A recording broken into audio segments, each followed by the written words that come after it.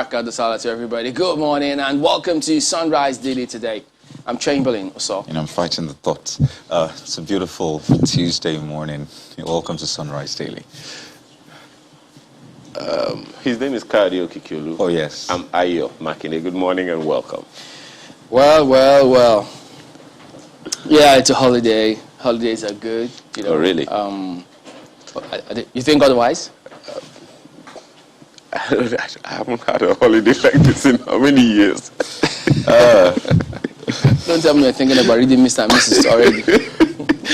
I see them talk about the holiday. When we hear, holiday, you still have to wake up the normal time of day you wake up. It's not a word, a term in our dictionary. But I was trying not to pair Salah with meat. It was hard. When you said Barka de Salah, I'm thinking, I don't think of meat. But hey, that's what I thought about. You told yourself not to think of meat while you were thinking of meat. Clearly not, but thinking of the president's message, at least, let's cast our minds to that. The fact that the president is commending Nigerians.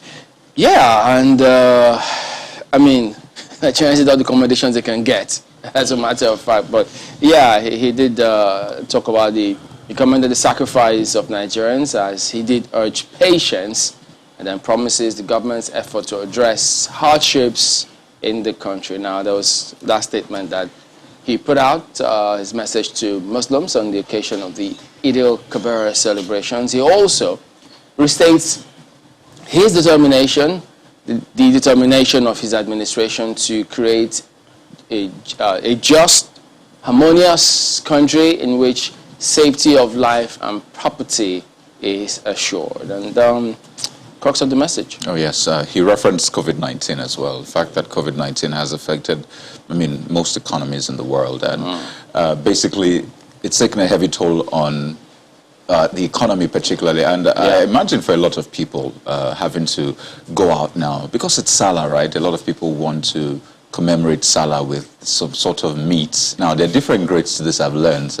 If you can't afford a cow, you can do a ram. If you can't afford a ram, there are other options. There's chicken, there's turkey, I believe. You don't have to go the whole hog if you can't afford it. But clearly the president is also concerned about, the destruction of farmlands, agricultural farmlands, and of course the effect on price of food items. Let's know how you've been faring during Salah. There's a market not far from where I am right now, Kara Market, and things are expensive, yes, but you see the traffic in that market, you wonder, where are people getting the money from? Yeah, but give us the little code of the president. There's some specific words. Okay, so let me just give you a section of what the president said. There is one that I haven't really recovered from. Okay. And it's a little cheering that that's something that the president is aware of. Where one specifically, he said, apart from the destruction caused to rice farms by floods,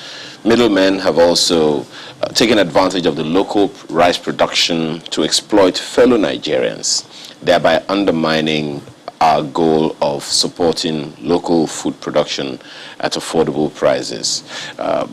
It is a little cheering that, at least the president is aware of that, but how are we taking that on board, ourselves as a people to make things better for ourselves? The prices of stuff in the market now, it isn't smiling, so to speak. All of that conversation that we have had about, the CPI, Consumer Price Index, being released on a regular basis by the National Bureau of Statistics, says there is a little decline. But how significant is that in the price of commodities in the market? That's another matter altogether.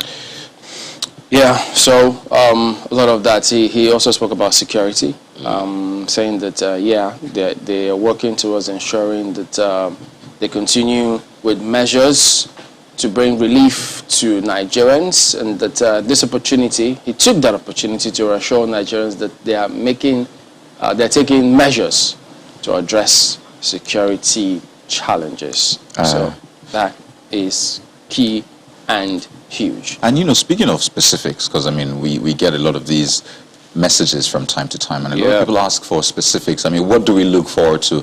Will there be a time frame, at least, say in the next 3 months? This is what we're working towards. At least regarding security, the president referenced the delivery of fighter aircraft and other necessary military equipment and hardware to improve the capacity of our security forces to combat, the security challenges. And recall the recent Air Force crash that happened on Sunday. So Nigeria clearly lost a plane or a fighter jet. Thankfully, we didn't lose a man. Yeah. So the fact that we're getting at least to restock is a good thing, and I'm glad at least the specific is out there. And I mean, the story of this young man is just amazing. Yeah. Going through what he experienced.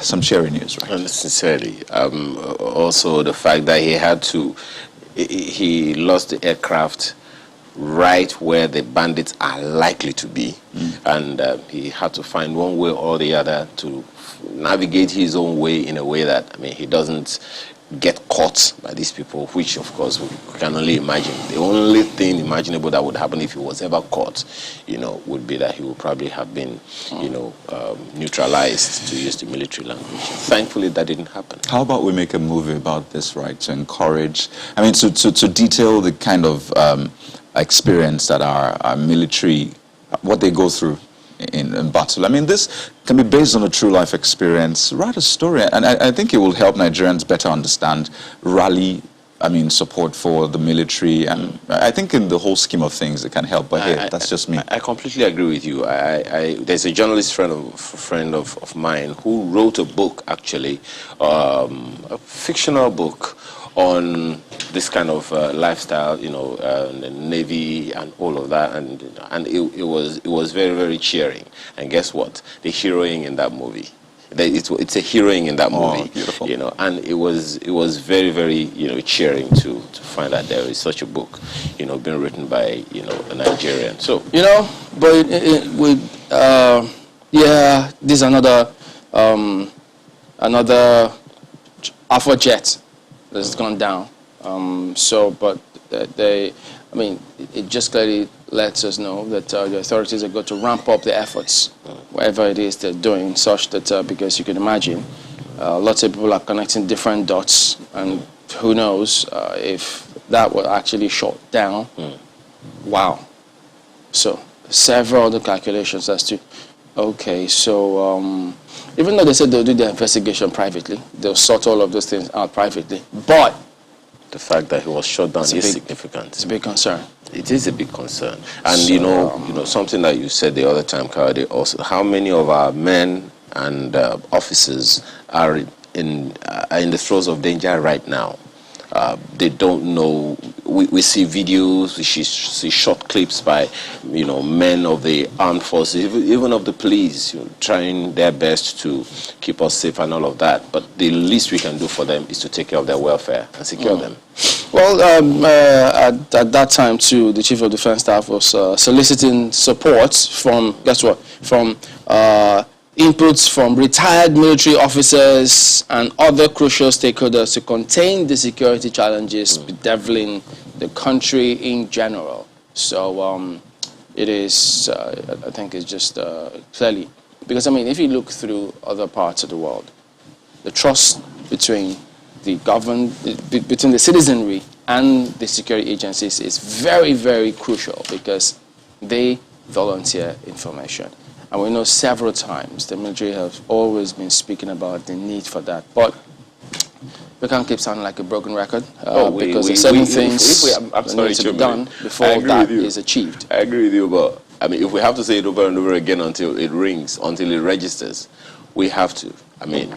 It's unfortunate, but I wish it hasn't registered. Because if it has, we would see some differences, wouldn't we? Don't forget, some of these retired officers, some of them run private security firms, and it will always be good to have that kind of, when you step out, you see things differently. So it's good to have them now use that, experience, a new experience, different perspective, exactly. To bring into this fun, and I recall some of the recommendations made by the House of Representatives, after that security summit, and this was one of them in some sense, that, engage private, security outfits. Some call them mercenaries, whatever the term is. The idea is to get fresh perspective, right? Absolutely. Okay, so we'll go through the dailies, even though, you remember the warnings about COVID, adherence. Are people tired? Well, perhaps as we progress, we will find out. But for now, let's take a look at the dailies. Welcome back. So, which are the dailies now? Trust, Independent, Times, the dailies. But that's our daily trust then. Look at that. Nigerians mark bleak Salah amidst biting economy insecurity. That's the big front page on the Daily Trust today. Celebrants opt for low-key festival. Insecurity, cash crunch, cut down holiday trips. We are addressing hardship, Buhari. So, admittance of at least knowledge of what's going on. So, and it's been addressed. And you see those images, or that image right there on the front page. So, yeah. You also see what we referenced in the opening, NAF jet crash. How residents rescued pilot after parachuting in Zamfara forest. So, there you go.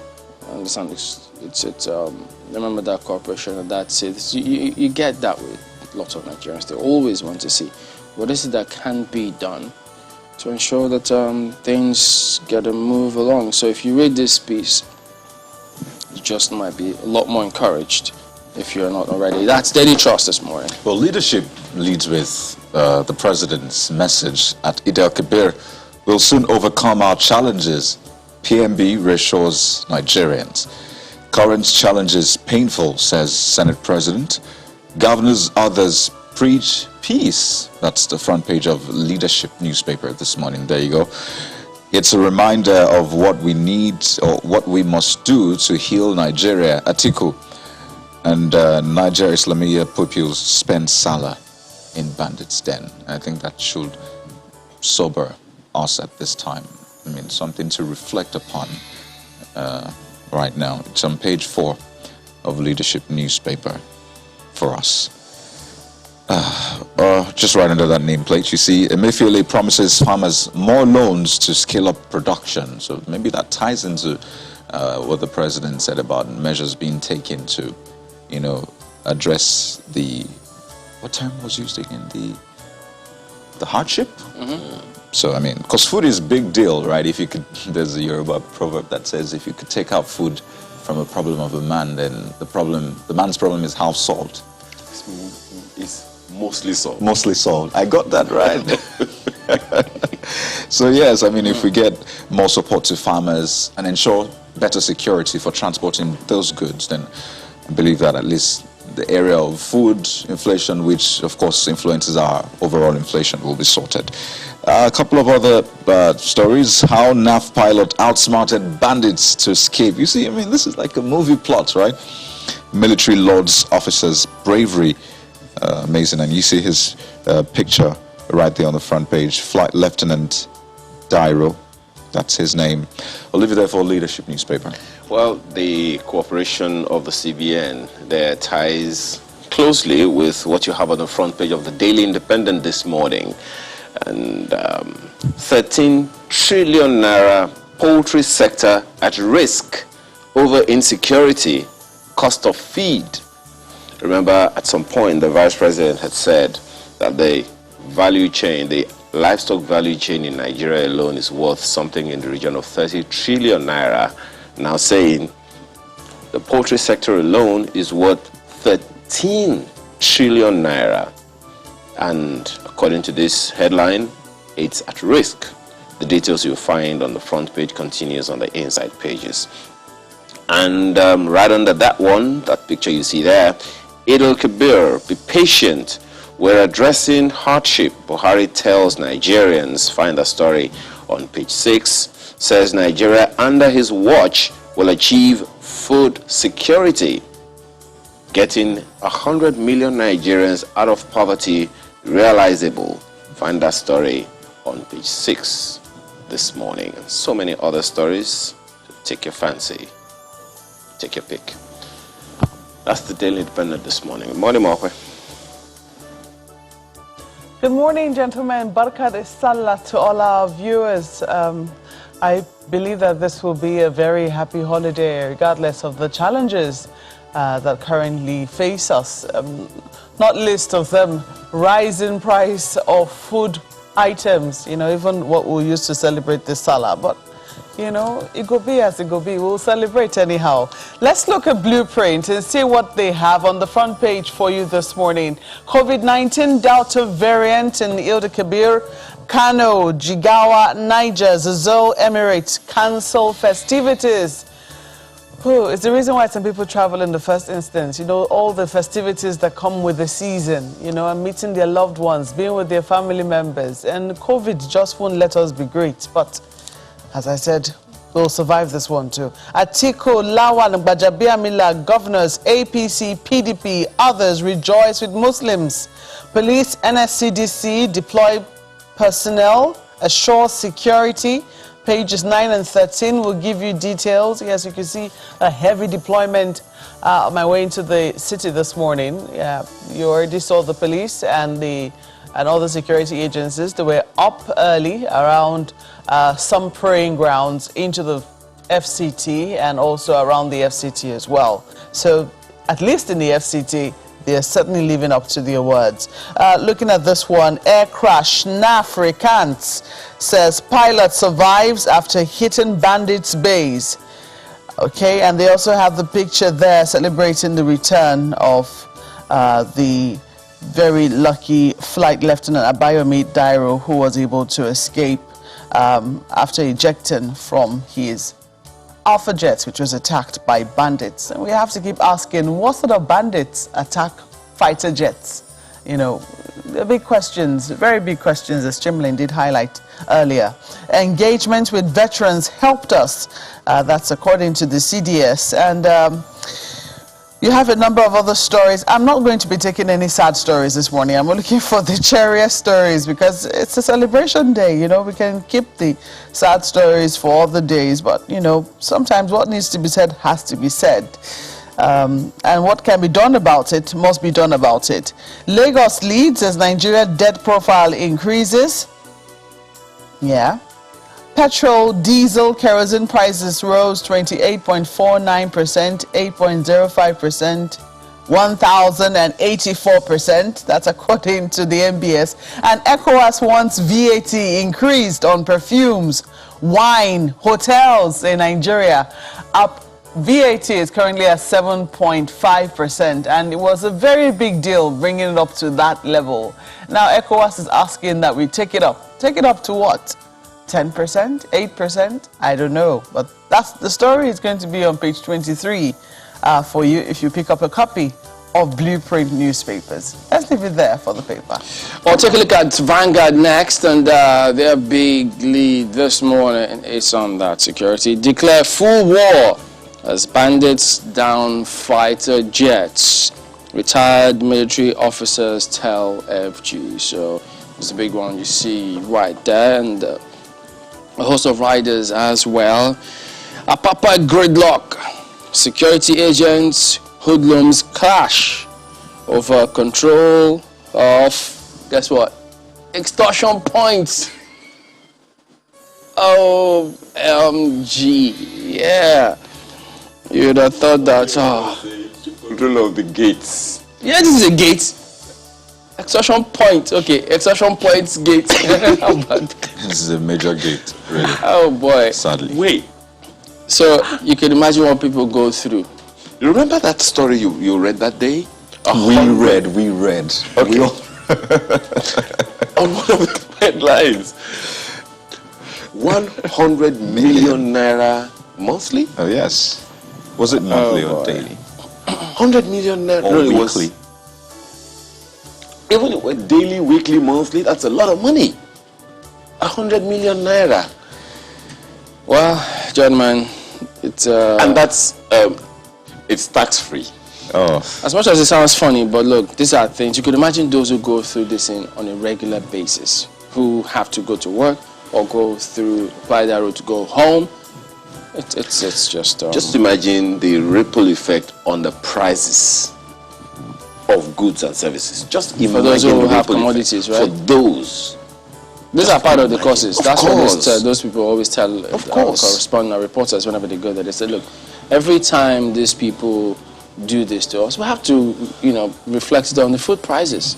So hopefully, if they address this at those points, you never can tell. That's Vanguard today. And think about what that does to the corruption perception index as well, because that's always referenced. Wait a minute, I'm sorry, Chamberlain. It's not in any inverted commas. So it happened, essentially. Yeah, it's not fiction. So it's not, if it's not an idiomatic expression. No, it's hyperbole. it's extortion points. Yep. Well, definitely something for the government or anyone, the authorities, to investigate. Absolutely. Well, let's investigate what's on the front page of the Nigerian Tribune right now. The big story. Oh, let me just tell you what's at the right corner of the Nigerian Tribune. It's happy Eid al-Kabir with the picture of a very healthy ram. But the front page also has Kano Adamawa Zozo Emirate cancels Salah homage over COVID-19. That's the front page of the Nigerian Tribune, with riders as police NSCDC deployed personnel to maintain security nationwide. Remain focused on tackling security challenges. Of course, I will create harmonious, prosperous country, Buhari assures. Atiku, Tinubu, Saraki, Gbajabiamila, governors, others felicitate Muslims. It's pages 5 and 25 read. And there's that one. Protest in Benin over ownership of stolen artifacts.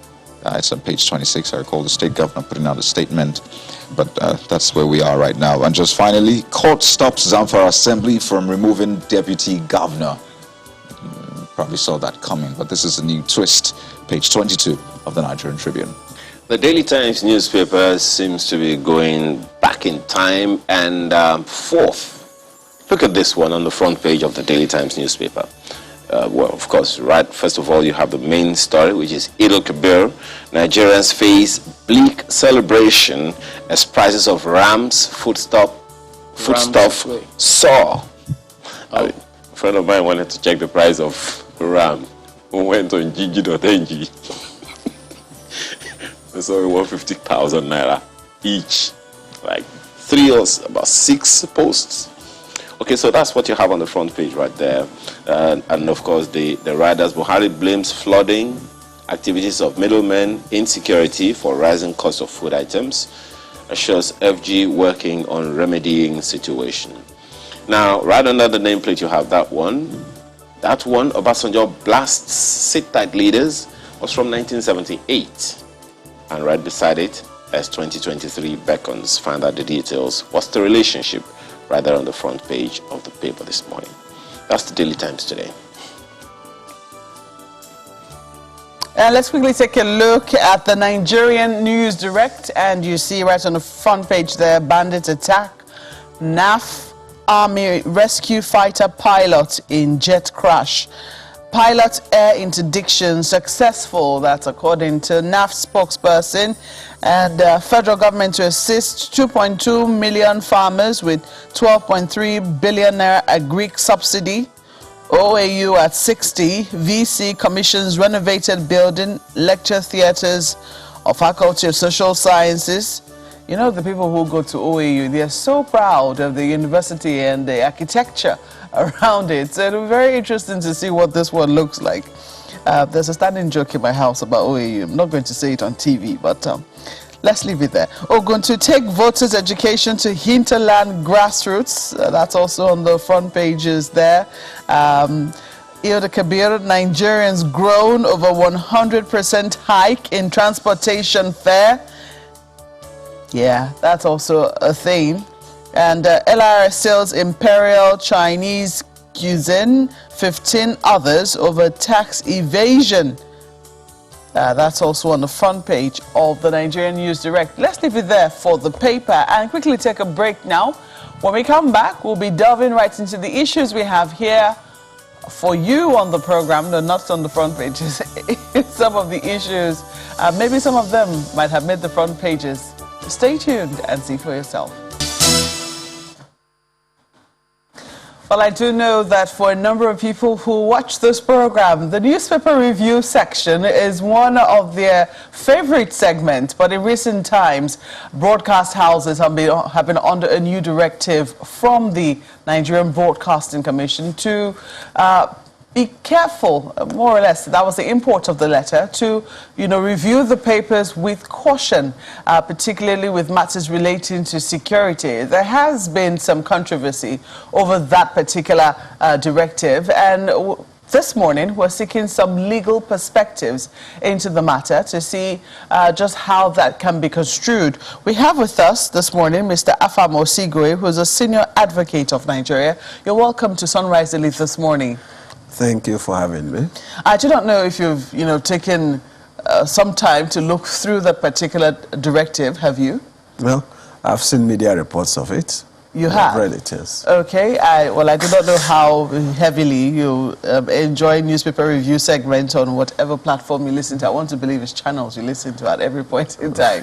But did you think that in any way put those kinds of segments under jeopardy, in your view? Oh, I think so. Now, the letter sought to, in its wording, curtail the ability of media houses in their reportage of matters relating to security. Now, while it would appear it's set out to achieve the idea of do not encourage views that are divisive, that may pit one ethnic group or section of the country against the other. But the context of the letter is to muscle the press. The ability to disseminate information amounts to undue interference in the content of media reports. And that would appear to be a violation of Section 39(1) of the Constitution, which gives media houses like other persons the right to disseminate information without interference. Now, this right is not absolute. Now, by law, in the interest of national security, that can be curtailed. But this letter has not been shown to be that. And again, while the NBC Act gives power to the NBC to make regulations, a mere letter is not a regulation. Now, that letter, the one I saw, made reference to Section 541F, I think, of the NBC Code, and 543, I think. But if you look at 543, it also says that in reporting events, media houses shall adhere to principle of responsibility, accuracy. So they have a responsibility to be neutral. So when you're trying to censor what they report, you're trying to make them not to be neutral because you're asking them to take a side. So they are not to report events with accuracy. And to the extent it also said you should even tell guests who appear on programs as to what they say. You seek to censor views. You don't want people to express their views. So the idea is maybe as I came here, channels is to take me into a room and warn me of what to say and what not to say, and maybe how to say it. Is that how you're reading it? That's how I'm reading it.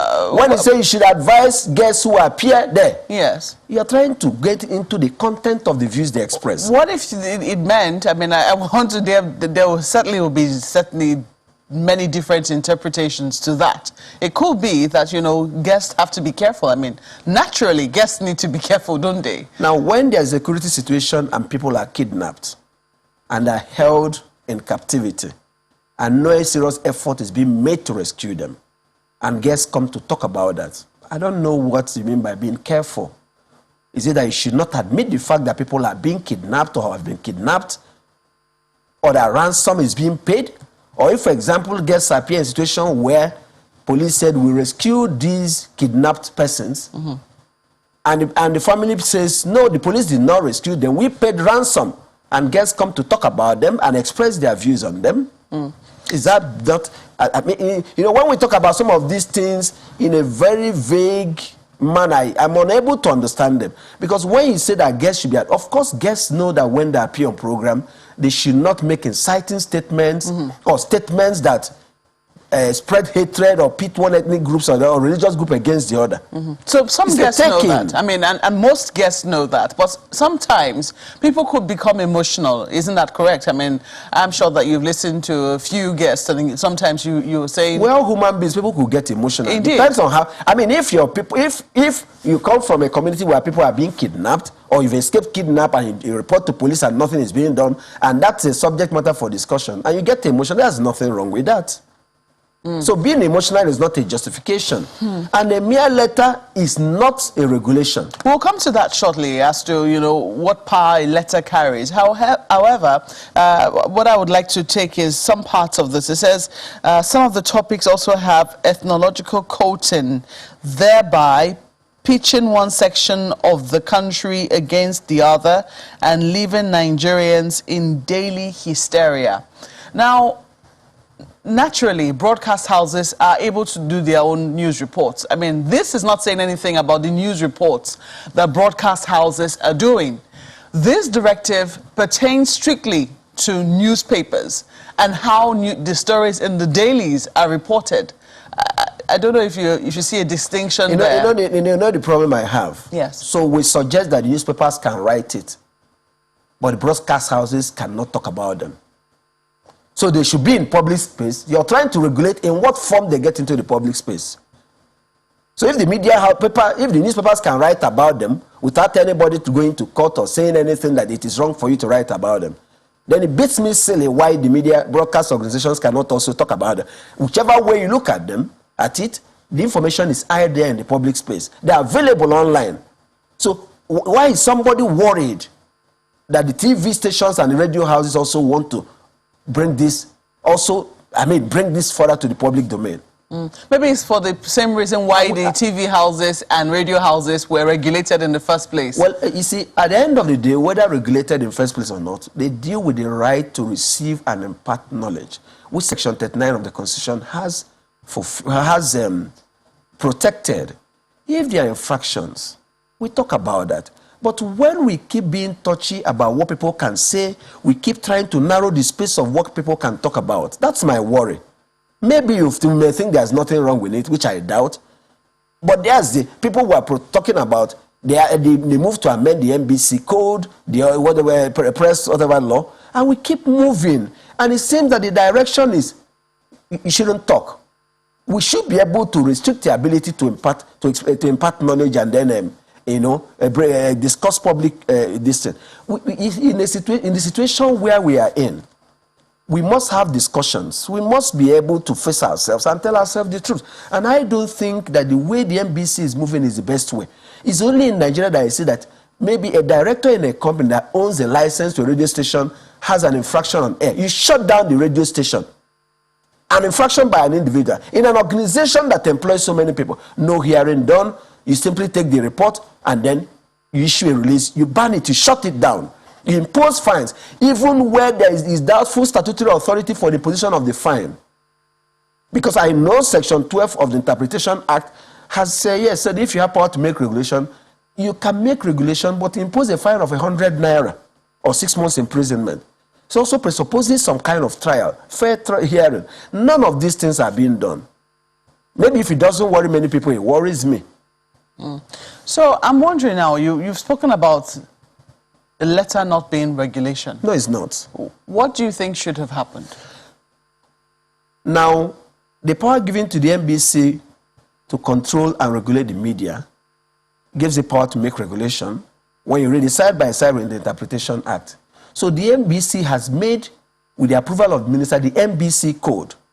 If the NBC feels, the commission feels that there is need to amend the code to provide for certain situations that are not hitherto provided for, you should amend that code, because some of the infractions they may carry the imposition of a fine or a prison term upon conviction by a court. And because people's rights and liberty may be affected, you cannot by a mere letter create an offense or create a law. Because regulation is a subsidiary legislation. It's a type of law. So it has to pass through that process of lawmaking as stipulated in the law. So the NBC makes it, the minister approves it. So upon approval by the minister, it becomes law. So a letter does not qualify as a regulation. So, is this really a regulation? Isn't this just a letter of warning? I mean, A warning. let me read them. I'm trying to see if I can get the heading. Newspaper review and current affairs programs. A need for caution. Yes. That's Read what the it entire is. gamut of the letter. It seems to impose restrictions. Yes, it started out as a caution. And then what is this caution? If also, I agree with some sentences in that letter that the media should not glamorize terrorism, crime, and some other things. There have been questions on that. I know media house, but then again, there's a thin line between what is glamorizing that. So when, for example, there is insurgency, even Western media seek to interview those who are carrying on those acts of terrorism, maybe to find out their motive. Maybe in our own climate, we think that's a bad thing for the press to do.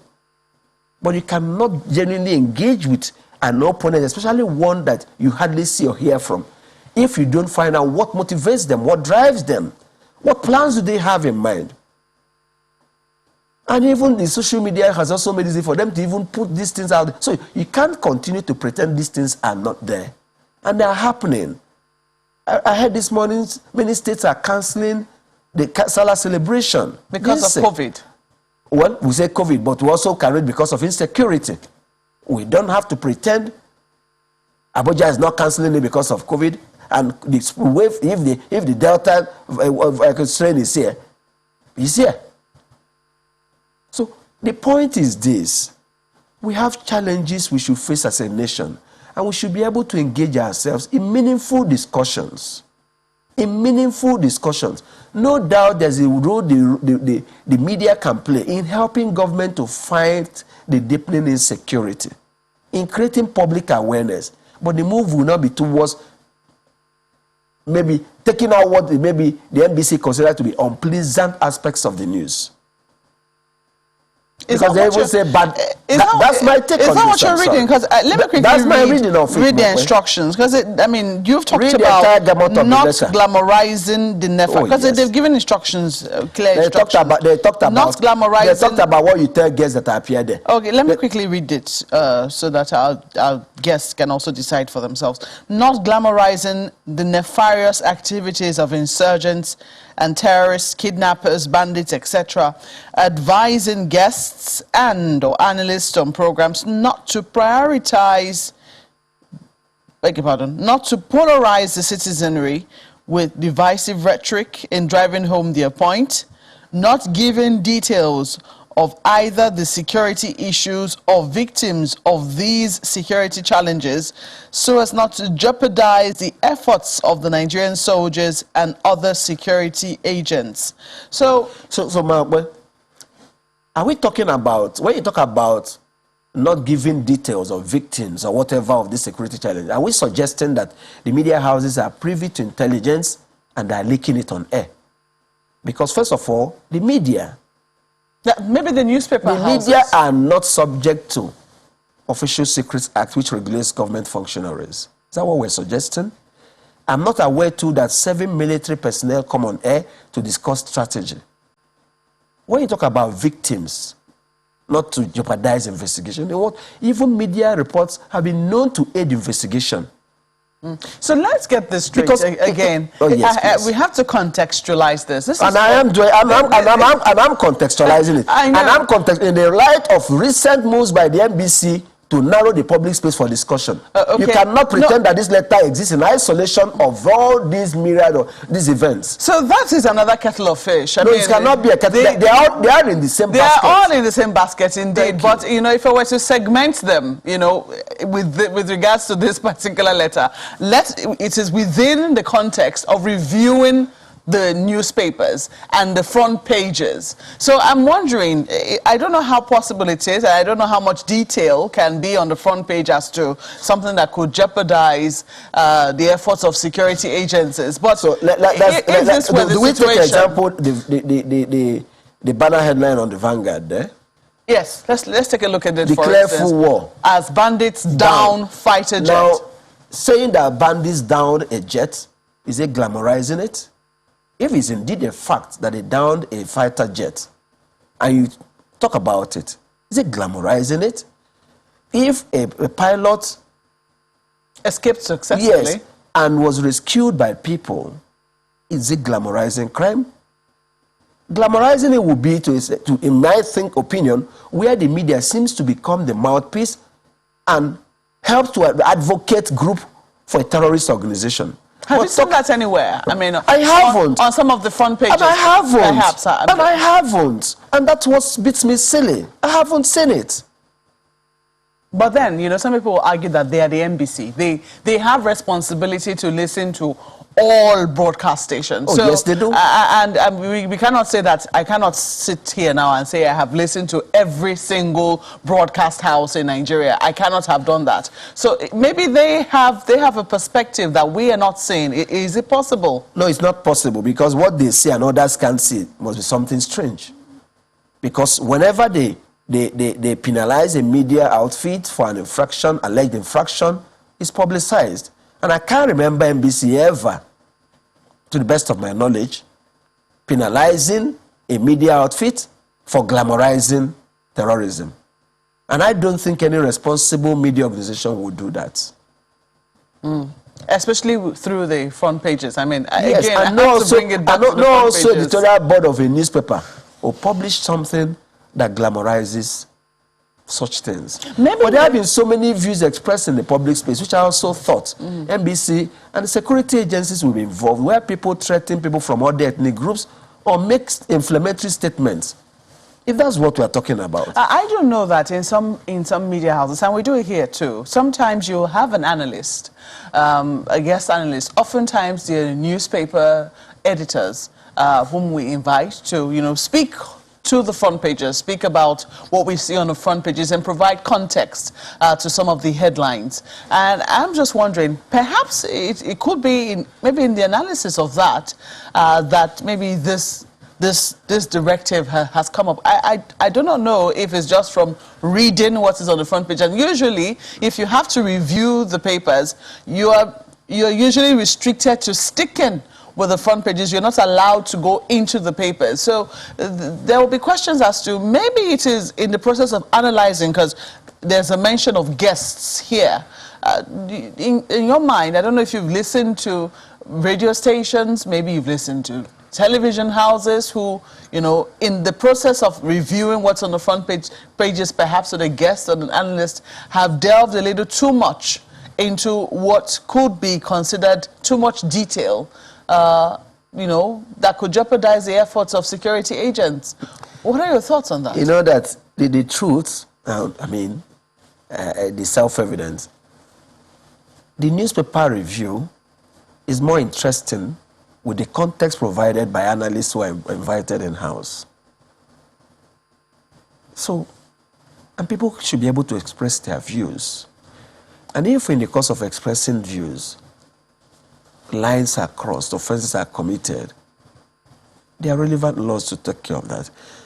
And if there are inflammatory statements, my understanding too, live broadcasts are supposed to be a few seconds slow, so that if certain things get out of hand, the organization can pause it or do something about it. I don't know whether that operates in there, but I know in many countries it's supposed to be a few seconds slower than the guest speaks on air. And the context, I seem to think that in some situations as a nation, we have refused to sit down to discuss the bitter reality, the bitter truth about some of the challenges we face. And we have refused to remove some ethno-religious sentiments to address them and call a spade a spade. And you can't wish away these issues by narrowing the space for discussing them. No, you cannot. And I keep saying it, some of the challenges we have faced is because of our refusal to tackle these issues. And in some cases thinking that hitting it, swatting it, like the way you want to swat a fly, or hitting it with a sledgehammer, will solve that problem. It never does, and it never will.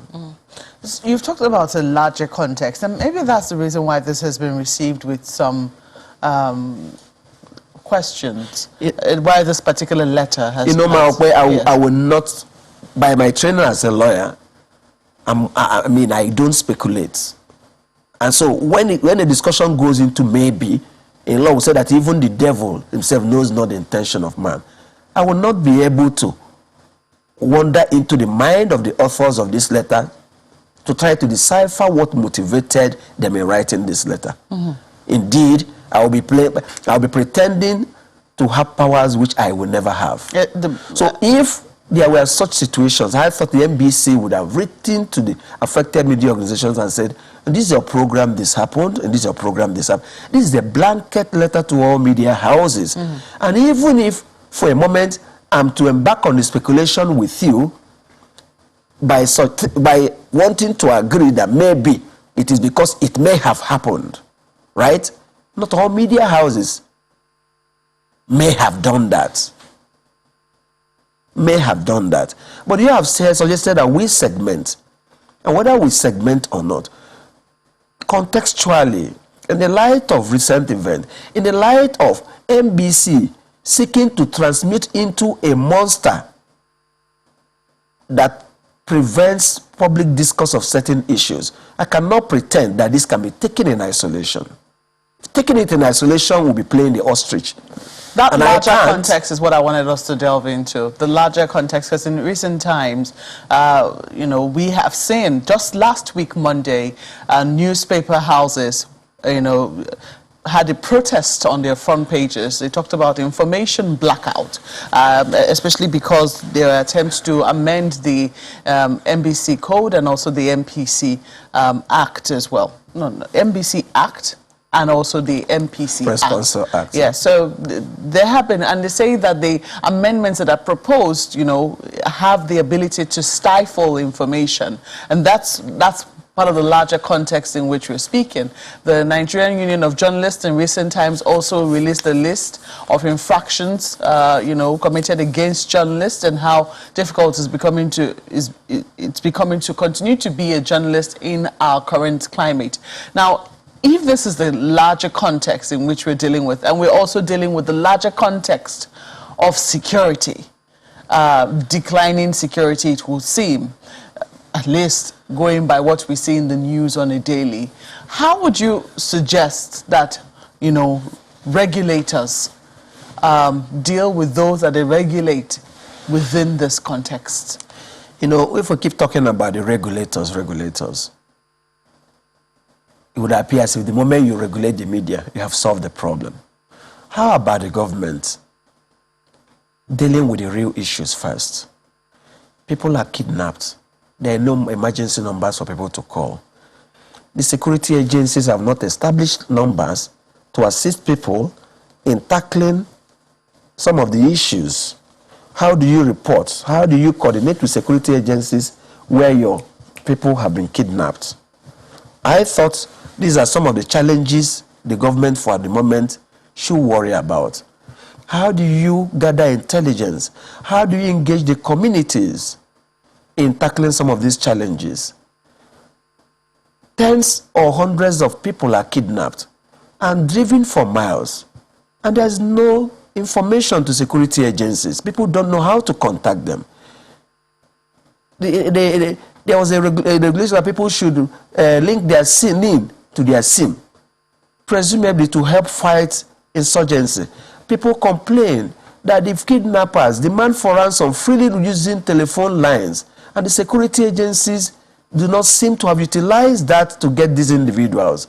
I thought these should be the low-hanging fruits, the things the government should focus attention on putting in place. There seems to be an organized campaign to kidnap people and achieve the aim of making parents to keep their children at home. And even state governments like Kaduna close down schools. I think it happened in some other states. I thought this should be our major concern.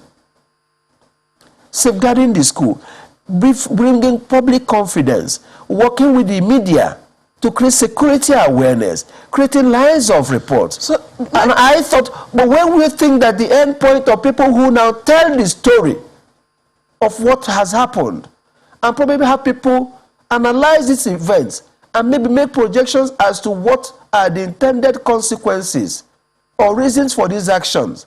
And I think that will be that will be cutting off one's head because of a headache. I'm not even going to downplay the issue of kidnapping, especially when children are involved. And if there's anything that some of the dailies really do to bring that to the fore, is that they serve as reminders oftentimes, especially for stories that could become forgotten. Take a look at the Bethel students, for instance. Almost on a daily, you see an update on as to what the parents are trying to do to bring back their children. The children who were kidnapped, the pupils who were kidnapped from an Islamia school in Niger State have still not returned to their families. And we're talking about children here, some of them mere babes, you know, kidnapped in that school. We have not heard news that they have returned, even though we keep hearing updates of what the state government is doing. You know, every now and again they have commissioned some vigilante group to go and look for the children. Now there is a hanging, death by hanging, if you kidnap and things of the sort. No one can downplay some of these things. But do you think that, I mean, I'm bringing this to the fore now in terms of what journalists should be able to do. Looking at this, the NBC talks about how, you know, the broadcaster has to be a peace agent by adhering to the principle of responsibility, accuracy, and neutrality. You know, I don't know how you think that, you know, a broadcaster can manage this, because there are parents who are definitely aggrieved. And of course, the security agents, if you ask them, will say that they're doing something about it. In this instance, when you are to weigh the grievance that parents feel, for instance, that their children have been with bandits and kidnappers for weeks, going to weeks now, and you balance that with what security agencies say they're doing, you know, not to dismiss their efforts. It's just that people oftentimes appreciate the results more. How do you think that a broadcaster can really balance this? I'm just wondering what your thoughts are on that. You see, every broadcast organization has a responsibility to report facts as they are. So if students of the Islamia school in Niger State are kidnapped and are still in captivity, it will be irresponsible of a media organization to pretend or to claim that they have been released when they have not been released. It will be failing to adhere to its duty to report with responsibility and accuracy and neutrality. Because if somebody maybe tries to peddle the propaganda they've been released, and the media organization, knowing that they've not been released, spins that story, it is no longer being accurate, it's no longer being neutral, it's no longer being responsible. So reporting facts, and also interviewing parents who are grieved, who are distressed, who have had to sell houses, who can't sleep, to bring their views as to the suffering they are going through. That's not failing in a duty to promote peace. Because ensuring that justice is done to these people by government and security agencies working to ensure that their children or wards are rescued or brought home is what brings about peace. So in your opinion, do you think that a little more clarity is needed for this letter as we wrap up now? A little more clarity? I thought that's one letter that should have been better written. The media organizations know this. And I keep saying it, in the context in which this letter is written in the light of recent events, it's very difficult to agree that that letter set out to remind them of the code, because every broadcaster is deemed to know the provisions of the code. Well, I have to say thank you very much for coming on Sunrise Daily this morning. Mr. Chido Onuma is a senior advocate of Nigeria and has been speaking with us here. Beg your pardon. I think I just misintroduced you. You have to forgive me. That's okay. Thank you so much for coming on Sunrise Daily this morning. We really appreciate your time. Mr. Afam Osigwe is a senior advocate of Nigeria. We'll take a break now. When we come back, we'll definitely have more perspective on another issue. So please stay with us.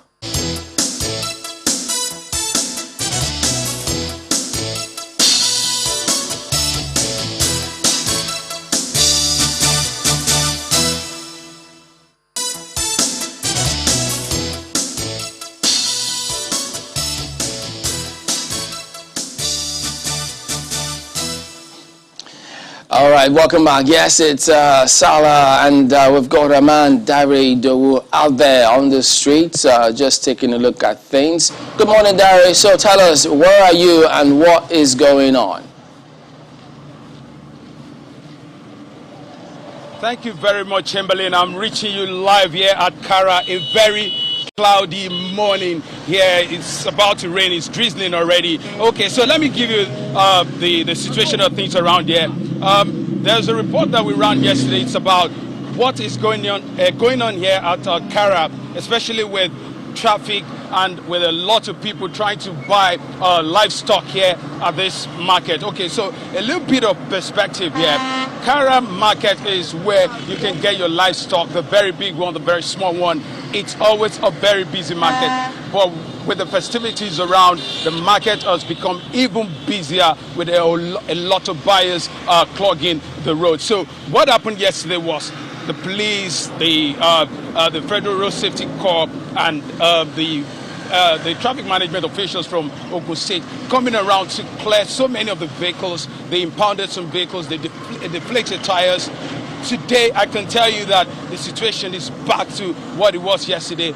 A lot of cars parked on the road at the moment. People are still trying to buy their livestock. They're trying to buy cattle, despite the fact that today is actually the day of celebration. So if you look on my right, which is the outbound section of the Lagos-Ibadan Expressway, it's still very busy, a lot of traffic right now. So, but what we can also tell you is that there are a whole lot of traffic management officials on ground trying to manage the situation. But inbound Lagos is clear at the moment, and that is where the activities have been even since yesterday. But maybe because it's early in the day, it's still, of course, 8 a.m. and the vehicular movement is not as busy as it was yesterday. So what I can tell you again is that, of course, free-flowing traffic on one side, busy on the other side. Traffic management is still, of course, traffic management officials are on ground just to ensure that they manage the whole situation. And many of those, the buyers who come around, they're still parking on the highway, and that has not really affected the traffic on this side, Chamberlain. But if you look back in time, I'm wondering how you would line it up with what happened previously. There's a lot of complaint this year about the prices. Do you think the prices has anything to do with the volume of cattle that is still there now or not? Okay, so what we've also noticed is that this particular time there's been a whole lot of cattle being brought in, some people said from the north. Intermittently since we got here, we've had people whisper into our ears that yes, there's been a major hike in prices of cattle, but we haven't gone to do that survey just yet. But obviously we know what the market has been saying. Pretty much everything there's been a hike in price of almost every foodstuff and also livestock. So apparently that could be the cause. But what you can see here is pretty much because of the fact that a lot of cattle, I can tell you, since I've been passing around this area, I haven't seen this many cattle still on ground. Even before the holidays, they brought them in. People are still moving rams all around, and that is that probably is the situation right now. I mean, we saw Lagos and Ogun State officials yesterday at the market trying to, move the cattle back, and I see they're back close to just the road, just after that particular demarcation that is right there. So, what kind of management can you see at that market? Because people say that's a major source of the traffic we're seeing on both sides of the road. So, regarding management of the market, either by the market, managements, state officials, Ogun and Lagos, what can you tell us? Yeah, so Kayode, what I can tell you is just right behind me, there's a major demarcation, and that's been done because there's been a lot of road construction even on the Lagos-Ibadan Expressway. So that has already created the traffic situation even before the buying and selling on this axis. but with the management, with the traffic management, what we saw yesterday, while we were coming in, we also saw the police on ground as well. But I can tell you that the Federal Road Safety Corps officials have been quite active on the road. So just a few meters away from where I'm standing, you can see them there, and that is what they're doing. But I cannot tell you anything the officials of the market have been doing. But as far as the Road Safety Corps officials and also the Lagos State government, of course, one other perspective that a lot of our viewers need to understand about this, it's a boundary community. I mean, Kara as a whole, as a community, is a boundary community. And what the Lagos State Commissioner, the Commissioner of Police in Lagos State said yesterday was the fact that we cannot leave this just to Ogun State. What it means is that if there's a traffic on any side of the road, it would affect Ogun and Lagos. Berger is just 600-700 meters away from here, and they need to manage the traffic from here. So that has been the effort. It's been a collaborative effort from all the officials, but this morning I can tell you that we can see the heavy presence, at least, of the Federal Road Safety Corps. All right, well, one more thing, Dari. So are they mindful, or what is their thought about COVID? Because we know the Delta strain is here and people are asked to be really cautious. Because, I mean, seeing them walking around there, nobody seems to give that much attention to it.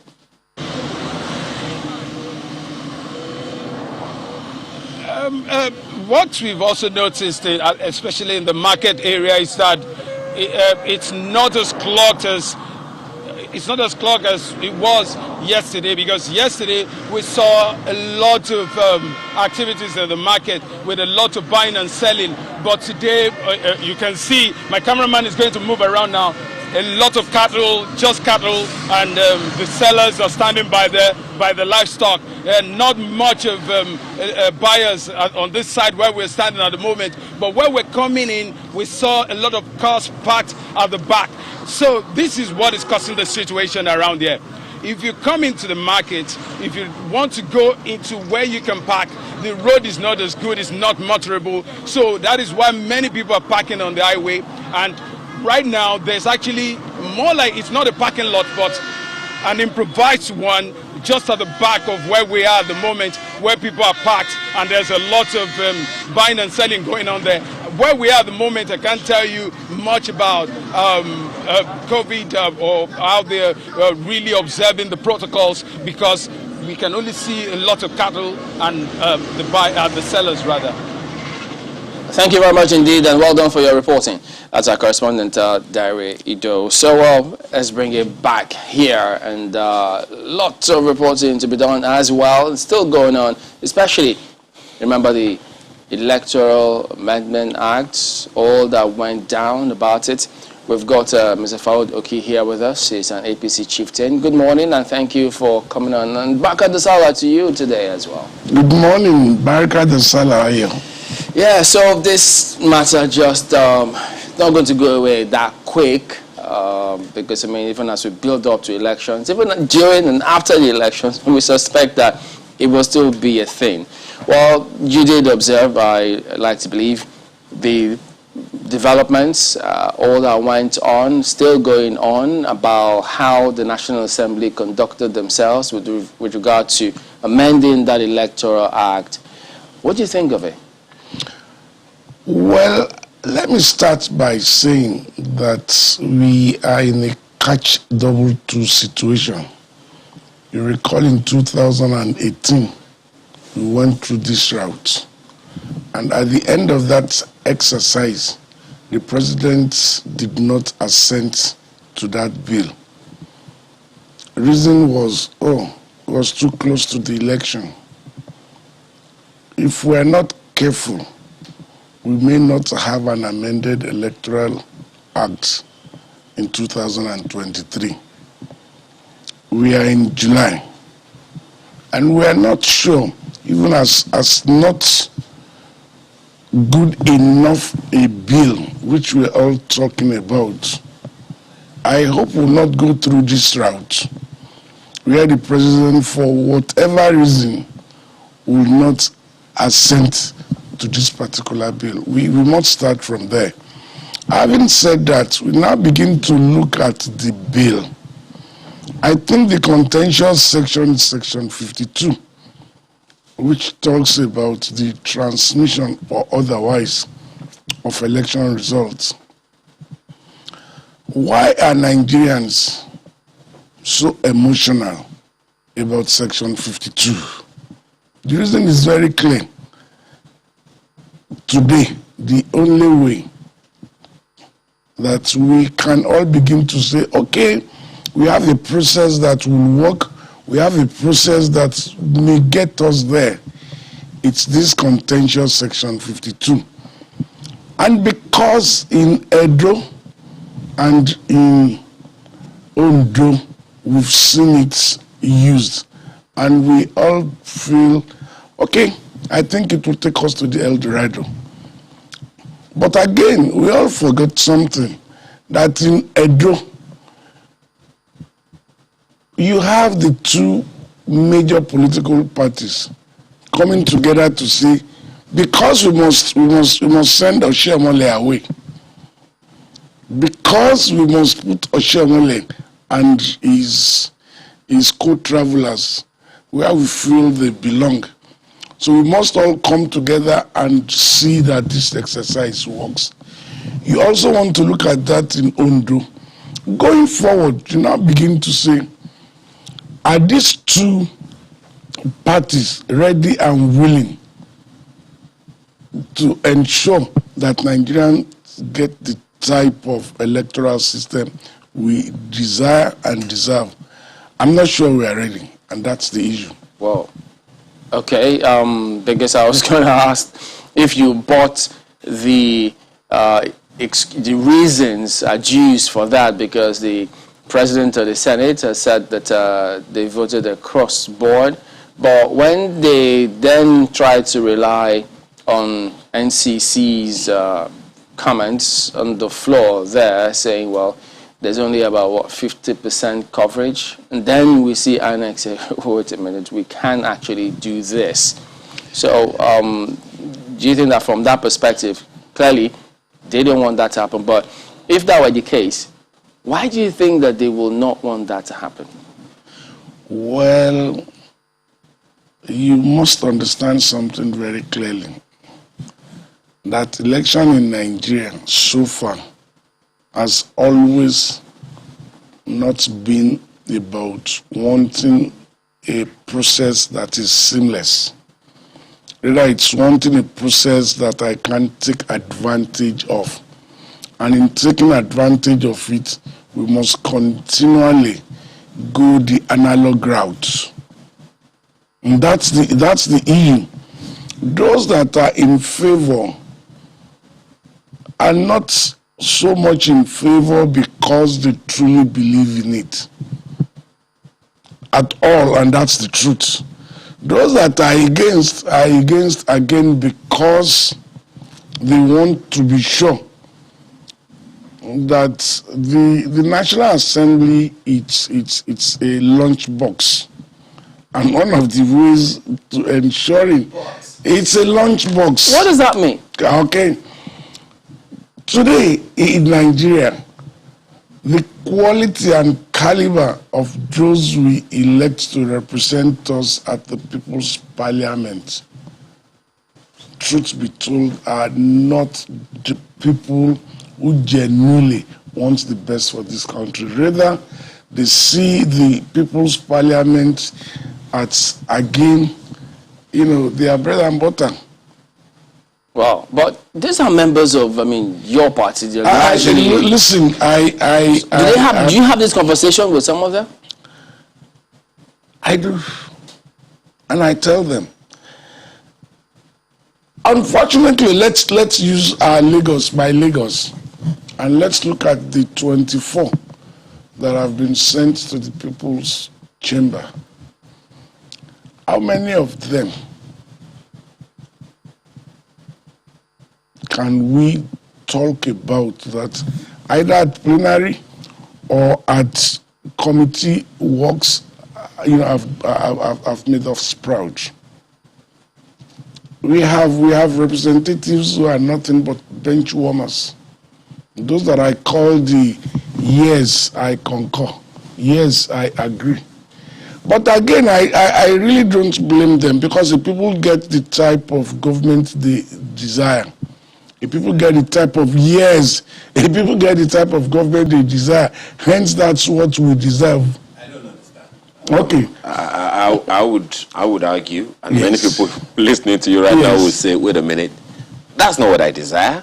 Are you saying essentially that the people in government are not the people, that they really do not represent the people? If people get the type of government they desire, the word desire is very clear. How do I mean?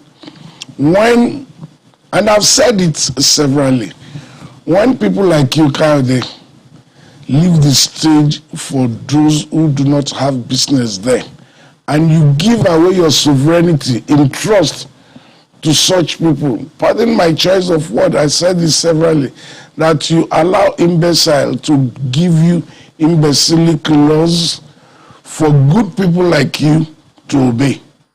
And until we all begin to realize, especially those of us are in the so-called, working class, begin to really discuss how we should be governed, to discuss how we want and who we want to entrust with our sovereignty. Essentially, you are putting a big question mark on the entire leadership recruitment process, in our country. That's the truth. Yeah, but one of the arguments that a number of people might be wondering is, how do we get in when it looks like the entry level for politics in the country is seemingly blocked off and rigged in a particular direction? There are some certain values that some people cannot live with, and consequently getting No into. great nation Go on. today Yeah. that we all look up to, especially when we're talking politics and its development, that have not gone through this route. The people must understand very clearly, you must go out there and participate. Lately, I talked to the Sorosoki generation, and I said, you know what? You must go back there. You must participate. If you feel you do not have a candidate or a party that has not done well, go out there, void your ballots. It will be counted. It has a threshold. When you have certain percentage of, voided ballots, that election stand cancelled. Go back again. Do the same thing. And you know what? Politicians are smart. They'll get that message and begin to sit down to say exactly, what do you want? How do we go about it? Look at what we have presently, which is the Lagos State local government election. The exercise, it's nothing but charade. What's my concern and worry now? Election is next Saturday. I am not sure that Lagosians are ready to do the needful. So what will you have after July 24th? Again, we will have people that are elected to govern, but not the caliber or the quality which we deserve. But then that is our desire if people don't go out. A lot of people were looking to this Electoral Act Amendment Bill process, and they were hoping that at least things will change such that they will be encouraged to go out to vote. I mean, when you ask people why they don't go out to vote, they talk about rigging, violence, and the rest. And they saw the electronic transmission of results part as a major game changer. But just to be clear, you say you think that we're not ready for this just yet. Am I right? Exactly, sir. So when the president says that he wants to bequeath a better electoral process that is free, fair, credible, don't you think this is what he means? You must understand the process. The president wants to bequeath to Nigeria an electoral process that we'll all be proud of. Fine. Before it gets to him, we have the parliament who makes the law. And as we speak, we are not sure of exactly what possibly after the holidays the 9th Assembly will give to Nigerians. We are not sure as we speak. The House of Reps cleverly, throw back at us same of same. The National Assembly is saying no, and the Senate is saying no. What we'll do is this: we will give that decision not to INEC but to NCC. And INEC is saying we have the capability, we can do it. Now the danger zone very clearly is this: at the conference committee, what are we likely to get? Trust me, it's the same of same, unfortunately. Okay, so we don't start to talk about the president wanting to be quit now. Let's talk about the people's representatives doing the right thing. I'm still trying to clearly understand, at least maybe where you stand. Yeah. Are you in support of at least what came out of the process at the Senate and the House of Representatives? Not at all. Oh, so when you say we're not ready, is it for the electronic transmission, or we're not ready as a people to take on the real issues? We are not ready as a people to take on the 9th Assembly. Before now, you recall about 2 weeks before last Thursday, they were just about to talk to your representative, tell your representative this is your position. I make bold to tell you that so many Nigerians did not bother to do that. Again, we must begin to ask the National Assembly that we want to know how you vote, not just on major issues like this, but on all issues.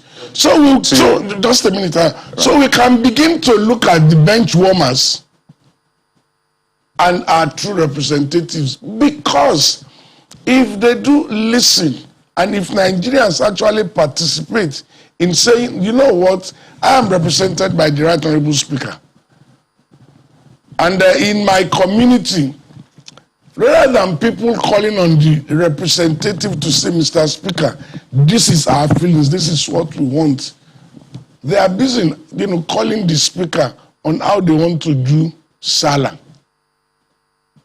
Unfortunately, and the same goes, all over. And that's why I said that if we get an electoral amendment that is not going to take us to where we are heading, we should not blame them. We should blame ourselves for not participating. That's the issue. Well, as a result of this, when we return from this short break, we'll find out, so what could likely happen and how do we save the situation if it needs any saving? Join us again.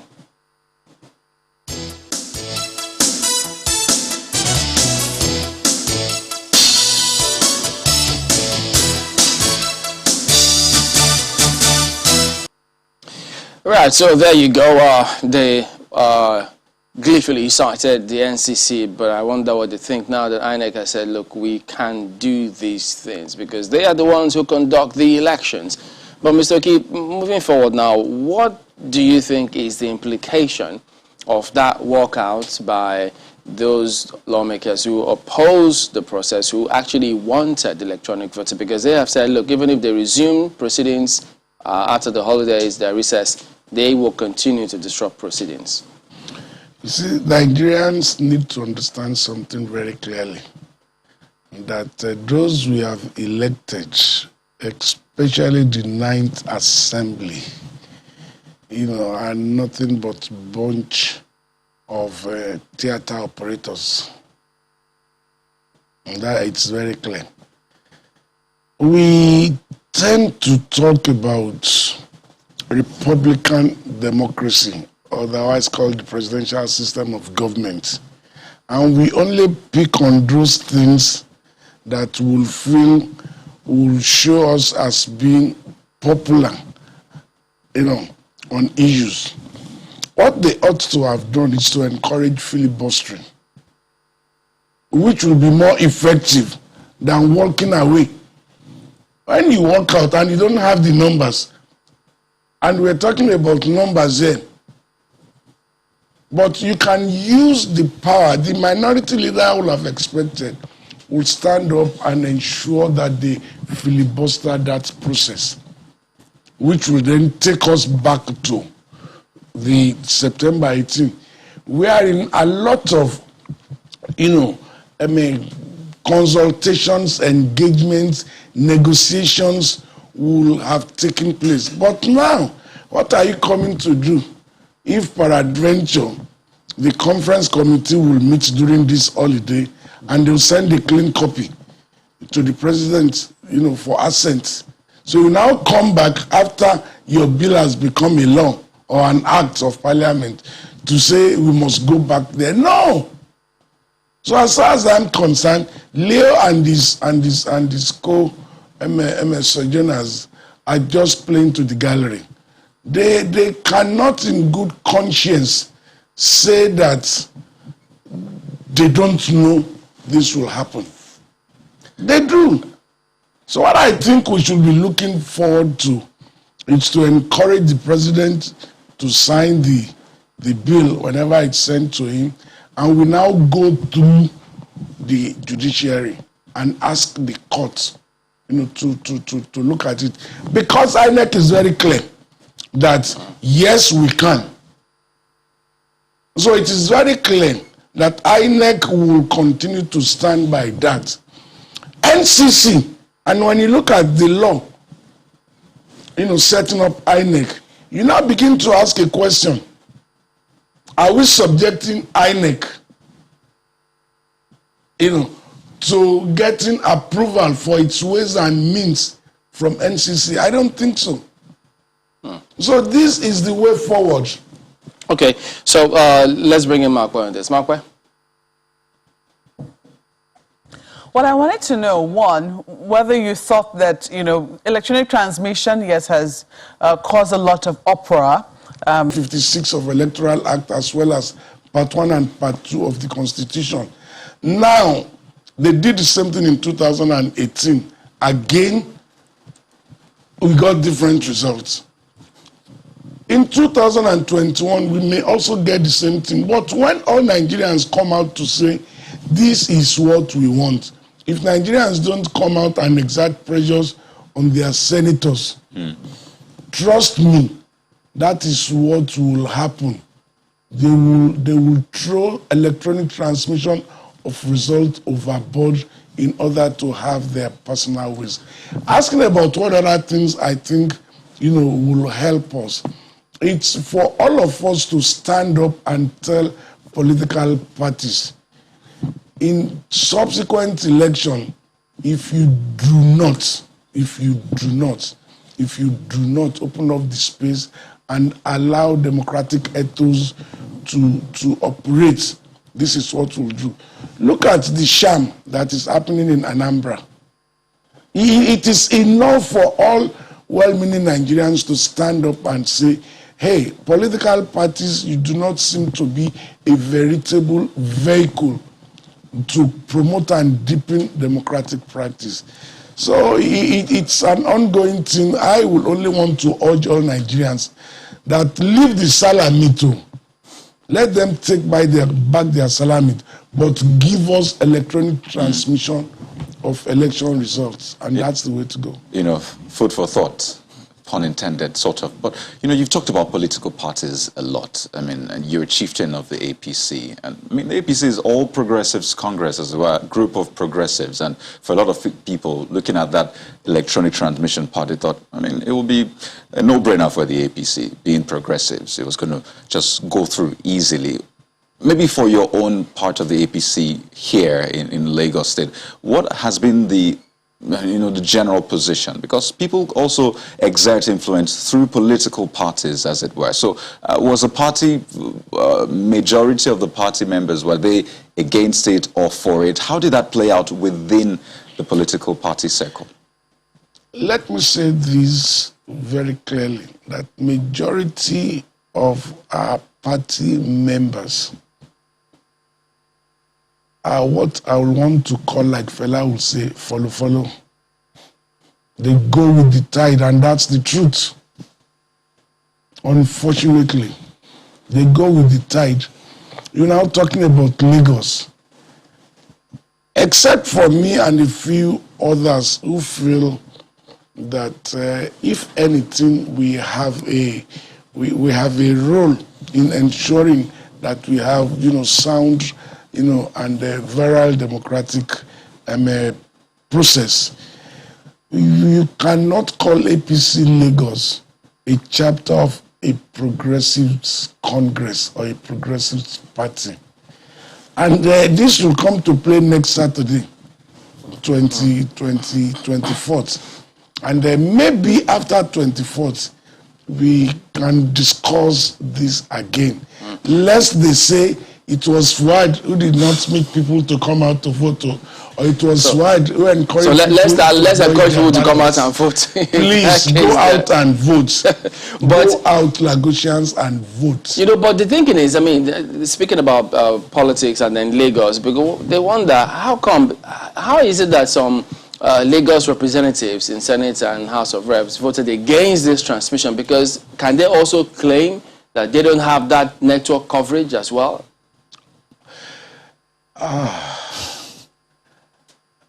Let me say this very clearly, that in this part of the country, no representative from Lagos will take any decision or vote in any way other than the way that they have been directed.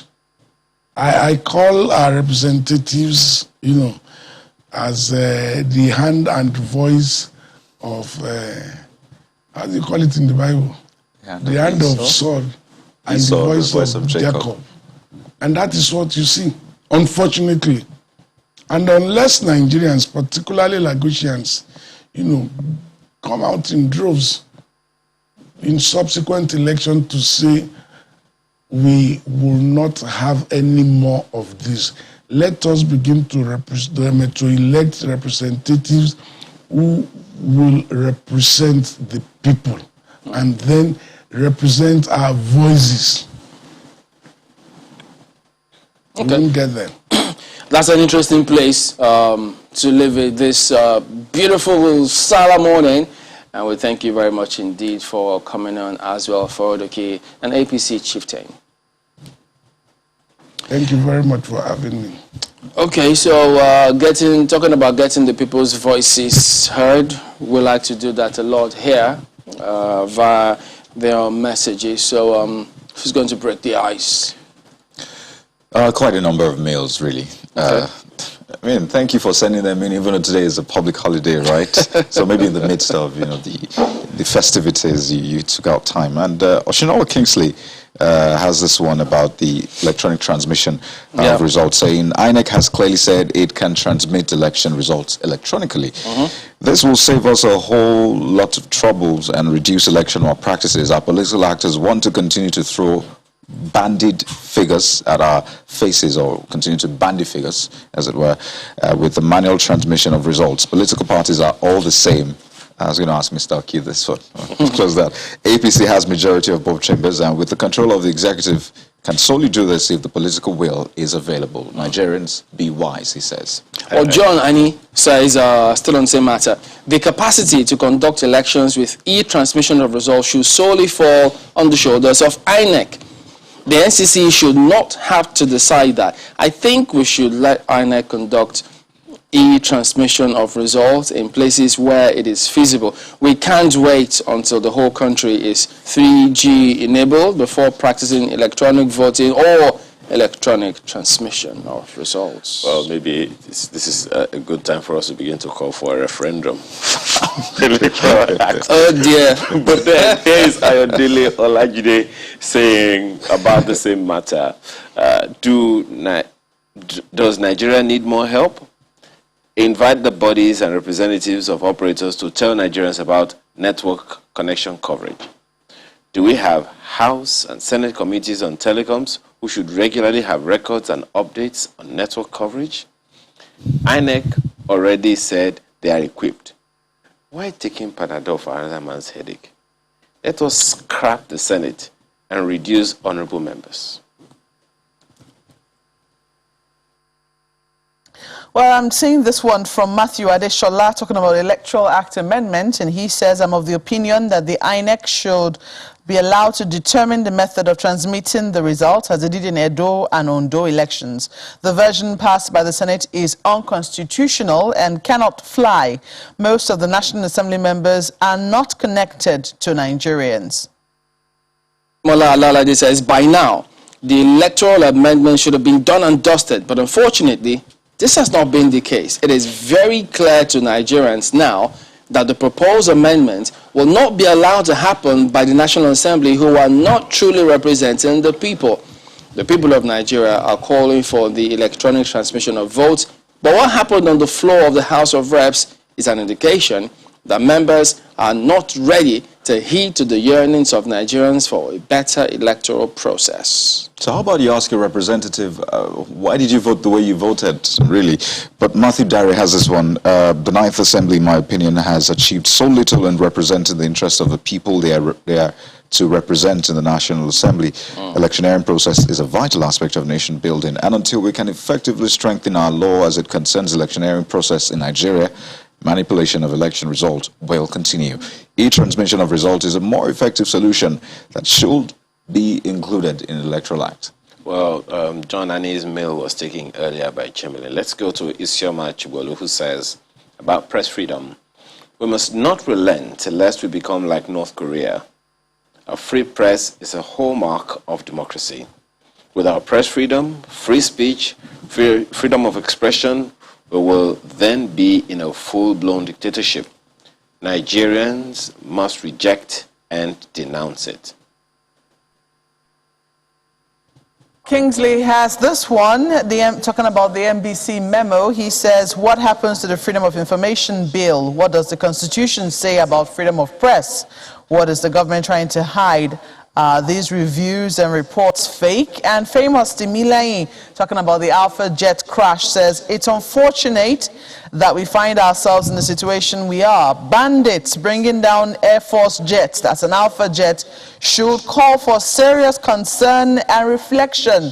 We're not to celebrate this. NAF and the armed forces should take this with utmost seriousness. Well, I'm sure that. And if we look at this one from Zungwen, pardon how my pronunciation has been. Tetsia says, state of the polity, the high level of insecurity, loss of life and property, abject poverty, imbalance, administration, high debt profile, unemployment.